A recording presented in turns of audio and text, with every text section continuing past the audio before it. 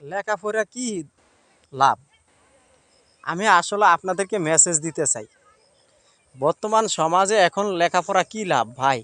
লেখাপড়ার কোনো দাম নাই।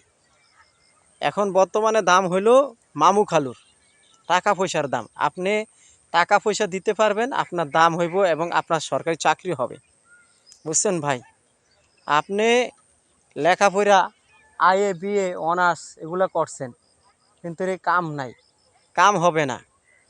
আপনার দাম হবে টাকা পয়সা। আপনি যেখানে যান, সচিবালয় যান, মন্ত্রণালয়ে যান, সব জায়গায় যান, আপনার টাকা দিতে হবে। টাকা দিয়ে চাকরি নিতে হবে, নাইলে আপনার চাকরি হবে না।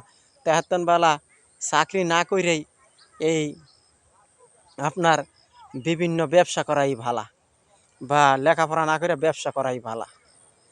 এখন বর্তমানে দেখবেন কিছু কিছু মানুষ আছে লেখাপড়া না করে, দেখেন অনেক লোক আছে এই আইএ বিএ ডিগ্রি অনার্স করে রিক্সা চালায়।